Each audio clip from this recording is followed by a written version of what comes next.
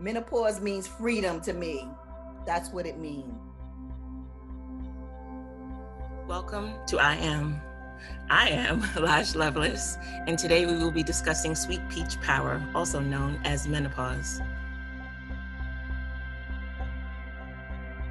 And I believe we get older. We don't get old, and it's up to us to make a choice to step into our greatness, into our in our beauty, our power, our wisdom, to be the best that we can be and be a stand for being powerful women in the world. Then I was like, I get to create my identity for myself. Like, I don't let society or whatever dictate that to me.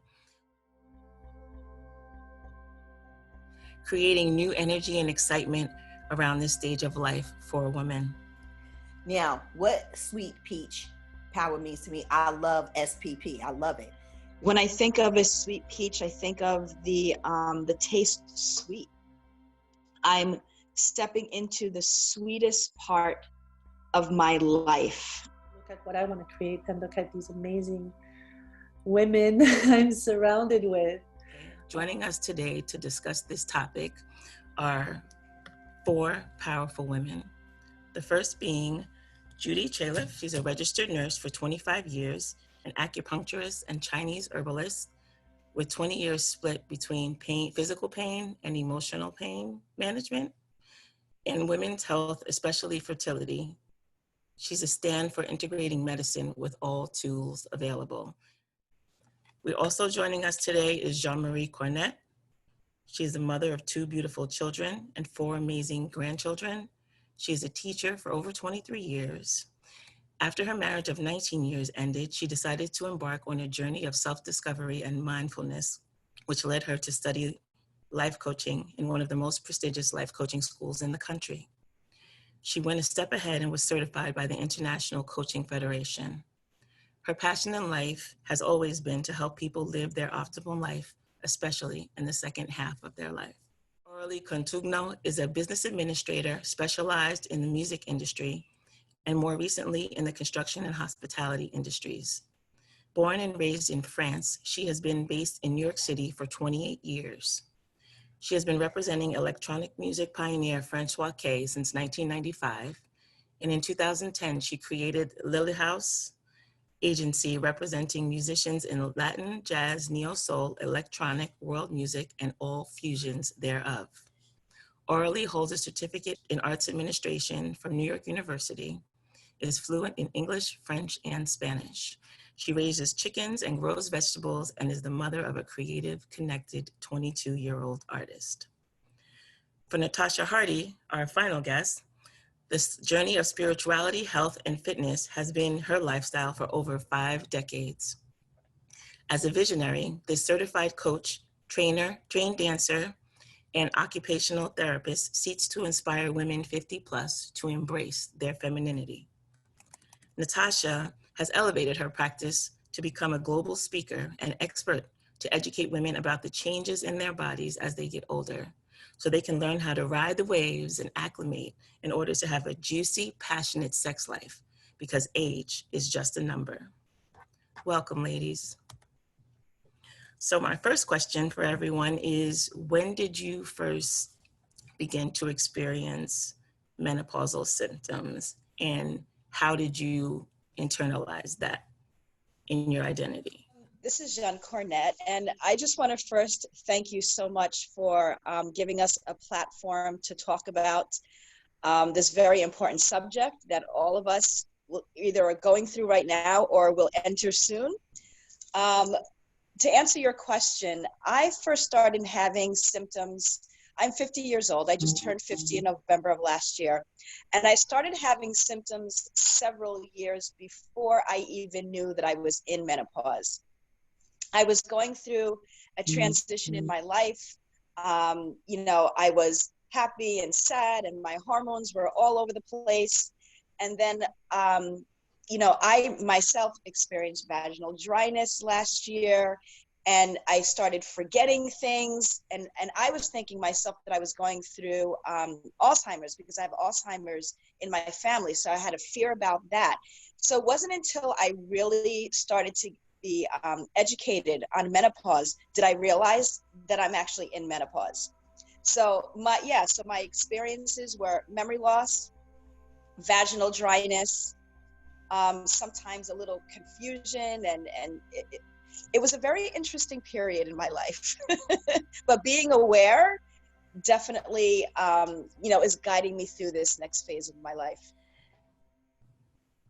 I'm happy to be here and share, as menopause has been a platform I've been working on for a number of years. When I began, or my first encounter of menopause was at 40.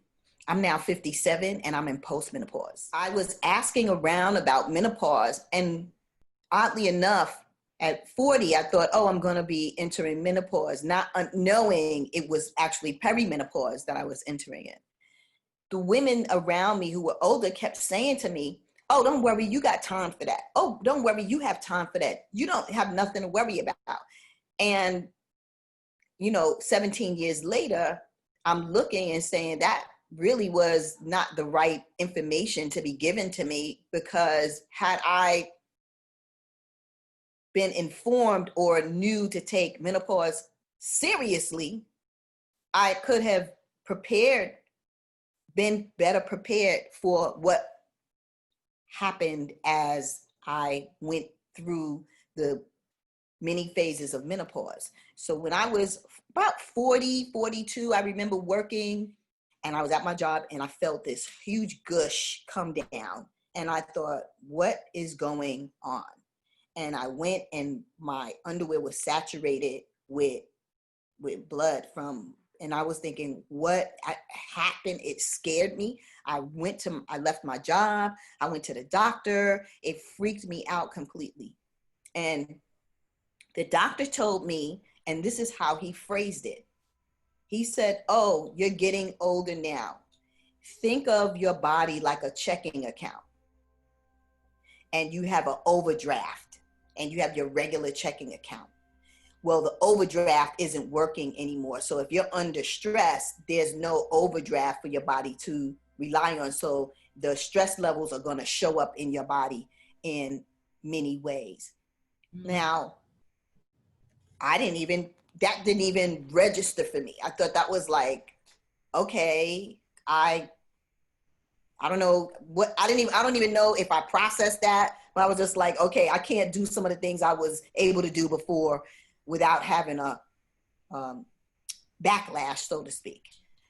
And as I got older through my 40s, I had a number of symptoms. Like there was this kind of burning fire in my belly. Like when I look at menopause, hot flashes is like lightweight compared to all the other things I went through. Like I lost my energy. I've been exercising and hyper moving and energetic all my life. I never had a weight problem. I've always been thin.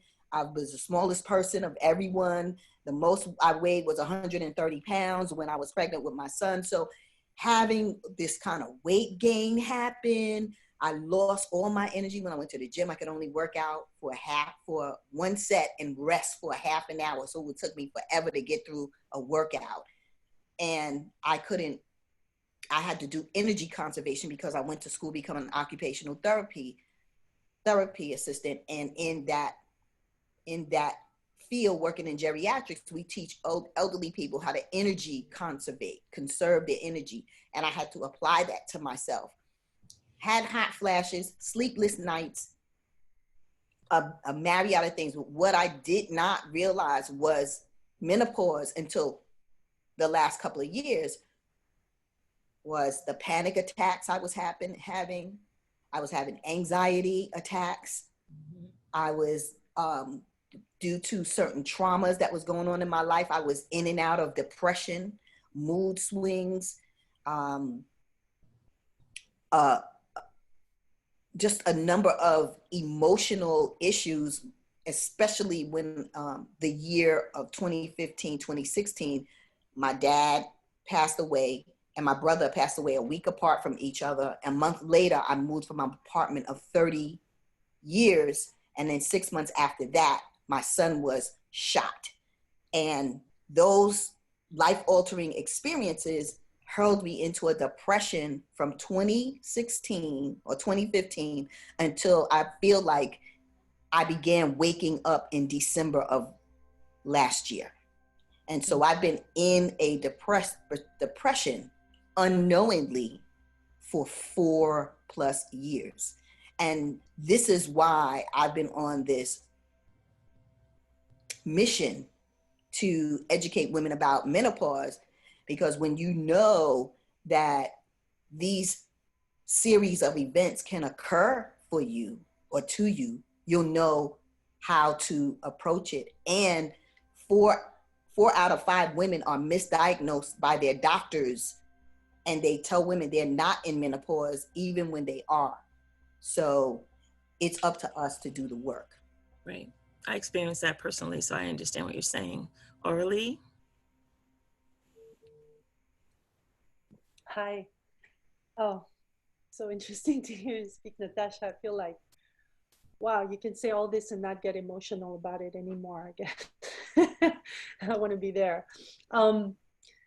Yeah, for me, I started experiencing this really heavy loss of energy about 3 years ago, and I went to my doctor, did a bunch of tests, and I actually thought this was on my radar. And I thought, am I in premenopause? Because also my period it's always been irregular, but sometimes it was like a long moment without them. And they did some hormone blood test, and she said no. And I was like, oh, I just have to get off my computer chair. And at that point, I started running like crazy. I lost 30 pounds, super energy, blah, blah, blah. So in a way, I felt really good. And now looking back, I think it was the beginning. And it really started now like a few months ago. So for me, it coincided with when I really started feeling the effects of perimenopause. I'm 50. I turned 50 on March 21st this year. At the same time, I started acknowledging that, oh shit, yeah, now it's been a couple of months, no more period, and being tired. And this is the moment the lockdown started, the COVID lockdown started. So it was a lot of things at once, not being able to go to my CrossFit class anymore and the gym. I mean, I'm working out at home, but initially you're like, yeah, I'm doing it every day and every other day. And oh, I'm so tired this morning. And I also have, like you mentioned, Jean-Marie, I also have dementia in my family, Alzheimer. My grandma had it, and always have this, this short-term memory right now is, and then I have like 4 22-year-olds in the house. Like it's me and 4 22-year-olds. So there's this gap, of between the energy, the memory, some moments I forget that I'm not their age. I have to like reposition myself. So yeah, it's a lot of changes in my body and a lot of stigma, a lot of, I feel like I come from, both of my parents are people who in their own way refuse to get older. My mom has been on hormone therapy. She's 73 and she basically still has her period and refused to go through any menopause symptoms. Recently, I started telling her about the hot flashes, and she's a doctor, so I guess she knows something about what menopause is. She can't relate at all. Never had a hot flash. And then my dad kept having kids into his 60s. So it's like, there's this, I feel like there's this history of people who don't want to get older. So yeah, a lot of stuff is coming up with that. My realization that I was beginning to go through menopause or perimenopausal was that I started having really bad anxiety attacks, like to the point that I was questioning my mental health. And I went to the doctor. Turned out my iron was super low and my vitamin D was super low. And I had always had heavy periods, but they weren't as consistent as they had been. I thought I was fine. I thought everything was good. But then I was then not sleeping well and didn't realize that it was part of the whole peri experience. And then the periods got less consistent, and just over time, the hot flashes eventually came. And that's how I realized I was in menopause, perimenopausal, about to go through menopause. And initially, I was really down on myself about it. I was like, oh my God, my life is over. I'm not a woman anymore. I'm not sexy anymore. I'm not hot anymore. I'm like the old lady. And then one day, I was just like, no, like I'm not going to embrace that. And Jean-Marie did a talk recently where she talked about an episode of All in the Family with Edith Bunker was going through menopause too. And I remembered watching that as a kid, and I had an association with Edith Bunker as being a certain type of older woman. And that wasn't the type I wanted to be. And then I was like, I get to create my identity for myself. Like I don't let society or whatever dictate that to me. So I want to ask you, all of you, how are you internalizing your menopausal experience in terms of how it affects how you feel about yourself as a woman? I love that you just said that, because I grew up in the 70s. So Edith, All in a Family, that episode resonated with me so much you would not believe. Because in society, that's what we thought menopause looked like. This crazy older woman, going through the hot flashes, doesn't have any control, emotions are up and down, yelling and screaming at everybody. The family's looking at her like she's crazy. Everybody's trying to appease her like she's a child. And that's what I remember also. So that's why I thought it was so important to show that episode when I was doing my presentation. And then when I look back at it now as a 50-year-old person, I look back at Archie Bunker and Edith. They were in their 50s. And I was like, that's not how I'm going down. That is so not how I'm going down. I'm not going to look like that. I'm not going to feel like that. And I'm going to be in control. So, and it's interesting because during menopause, you're going through some other lifestyle changes. You know what I mean? You're going through your children leaving, they're growing up. You're going through transitions in your own relationships, in your own personal relationships. You're going through personal transitions at work. Is this what I really want to do with my life? I'm not really satisfied with this job. I want to go out and do all these wonderful things. Do I really want to be in the relationship that I'm in? I want to live a 10 life. So you're going, and then you have aging parents yourself. So you have all of these lifestyle changes that are coinciding with menopause. So for me, honestly, I feel that menopause for me is a sort of a celebration and a freedom. Yes, I don't have to be next to my kids 24 hours a day. I can do whatever I want to do. I don't have to worry about my period. I can, I'm free. And so I'm embracing this part of my life now that now that I have knowledge about it. Because when I didn't know anything about menopause, I was like, what the heck's going on with me? Like, what is wrong with me? And I just internalized, like, I have an issue, but it's not an issue. I take this as an empowerment that I could create anything in my life that I want to create. It almost reminds me of when I was a little girl, growing up in Old Bridge in the late 70s. And I was always a leader, and I believed that I could do anything in this world. I was going to be a doctor, a teacher, a lawyer, a model, an actress.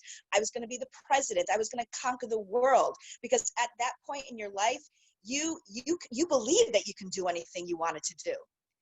And for me, menopause is stepping back into that 9-10-year-old who believed that she had the world in her hands and that she can do whatever she wanted with it, and that no one was going to stop her. And that's how I feel right now. So for me, menopause, now that I'm aware that this is what I'm going through, for me, menopause is I'm stepping into the power that I've always had that got suppressed by external reasons, by society, by your parents, by religion, telling you how you should be and what you should do, and looking good, and all of those conversations. But now I get to step into that little girl power that I had you know, back in the 70s, when for me, I thought life was great. Um, I wish my children had the childhood that I had. So yeah, so it's about me just creating. I get to create whatever it is that I get to create to fulfill my life and make me happy. That's what menopause means for me. What people say or think anymore. I'm going to do me. You have this freedom of not being concerned about what anyone says or thinks or do, and you're like, I've basically dedicated the last 5 decades or 4 decades of my life, 4+ decades of my life, to everything and everyone else, and now it's my time. I'm stepping into my own, what I like to do. So I myself have traveled. Something, my lifelong dream has been to travel the world. And 2.5 years ago, I became a parent again. I took on my granddaughter. I began raising her, and that was a huge, like moving backwards for me. And when I say moving backwards, is like stepping into a role that I had graduated from for a number of years. And all of I felt constrained and confined when I first got into it, because it was like trying to fit a square peg in a round hole. I couldn't really, I was in my rhythm of being free and single, you know, living my life like it's golden and not really having to be concerned about anyone but me, doing my own thing. And it was a freedom I had longed for a number of years, and to be in that space was delicious. And to go back into parenthood was almost torture to me. And all those conversations came up in the beginning about looking good and doing the right thing and all of this stuff. And then I eventually got to a place where it was like, fuck it. I'm going to just fail forward. I'm going to do the best I can, and it's going to be what it is. And I feel like menopause gives me a step up, and I want to dispel the idea that menopause means you're getting old and life is over and you are confined to the corner to do nothing and just be this person that collects all these illnesses of hypertension or diabetes or whatever comes along, and you're relegated to just going to the doctor and taking pills all day and sitting around. That is not what my life is about. I am really about living a full, vibrant, exciting life. And I want to encourage women and show women they can have a youthful, vibrant life no matter what age they are. And my inspiration for this is my 86-year-old client, who she has been hit by a bus. She has had both her knees replaced. She has a plate in her ankle, a plate in her shoulder, and she graduated from she retired from the library and started a completely new career as a storyteller. And she's now a master storyteller for the last probably 30, 40 years, has traveled around the world. And with the limping of the leg and this plate in her arm and whatever, she's so busy, I can barely keep up with her. Like, I have to book 2-3 weeks in advance with her to keep our regular training cycle going on. And I say all of that because she lets me know at 86, an octogenarian can get up and move around every day and do all these things and travel around with all of her isms. You know, she was even told she had a tumor in her brain, and she's like, I'm not going to let that stop me. I'm going to keep moving along. I'm 30 years younger than her. And there's no reason why I cannot. And I learned from my clients who are older than me when I was in my 40s. They kept telling me, you're still young. You got time. You got time to do a bunch of things and all that. So that has been fed into me. And I know from the women I've been around, they've encouraged me to keep going. And that's where I am, being a parent and all. That is so inspiring, Natasha, because I feel like in this group, I'm possibly the one I'm still like, I see the possibility of this being empowering. I really get inspired by what Jean-Marie said, by what Natasha said, and I know that this can be me. And I'm also held back by my experience. Growing up close to both of my grandmothers. One of them was we lived in the same house. The other one, I would spend like a month in the summer with her. And like the one who lived in the same house, she was, from when I was born, I always knew her as like always wearing dresses. She would never wear pants.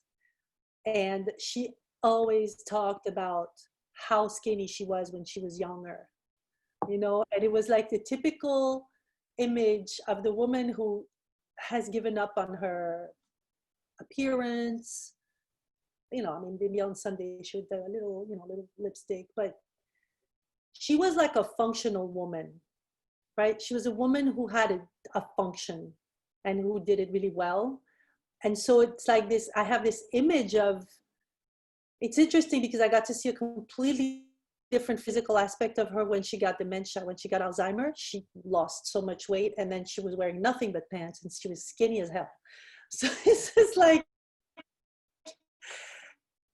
these images. So I want to, it's like a school psychologist had told me once when my kid was young in the daycare. She was like, well, all these influences that your children are having, the video games and all that, you can't keep them away from the outside influences. You're not going to keep them in a bubble, but your job is to have the scale tip the other way. Your job is to bring what you want to see, what you want to create in their lives. So I'm taking this now in for me, right? I can look at the examples that are not inspiring, and even if they're in my family, it feels like this is where I'm going because they're in my family. Or I can look at what I want to create and look at these amazing women I'm surrounded with. I know that so basically for me, one thing that really is a release is, hopefully, I don't know if it's the end of my period, but I am very happy to be freed from that, because it is such a liability. Like for me, there's no amount of tampons or pads or anything that was actually keeping me safe from an accident. So especially in the last few years. So I'm so happy to be free from that. And I'm going to also go with, because I'm hearing a lot of, well, your children are grown, but all of that can happen without menopause. It happens simply from being 50, right? My son is 22. There's a lot of stuff that having grown, having learned, being more mature. I'm not making as many stories about myself from all this stuff happening. And I don't need to have menopause for that to happen. This simply comes with this, further advanced stage of life.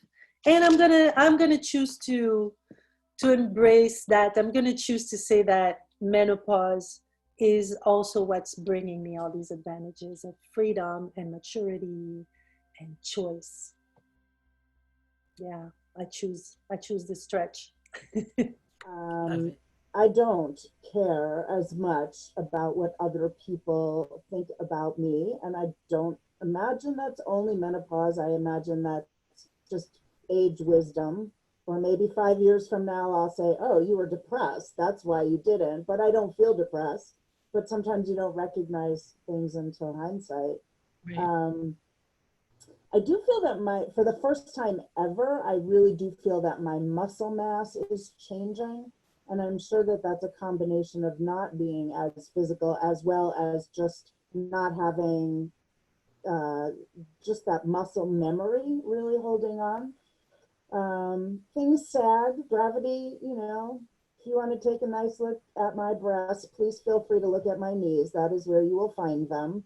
And I'm okay with that. Like, I am not looking for the perfect and uncomfortable brassiere to hold me up so that my tits are up around my neck because it looks nicer. I actually care a lot more about being comfortable and about my circulation and my health.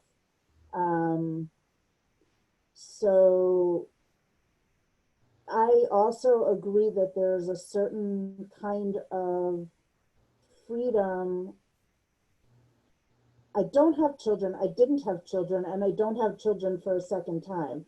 So none of that actually speaks to what kept me constrained, but definitely some ideas of trying to do what society expected of me and how I should act. And I really just have done so much work, as have my friends on this panel. So I know that we're all in a place of being aware that we choose our own reality. And I didn't do that work when I was premenopausal. So I owe a lot of my joy and personal power to that work.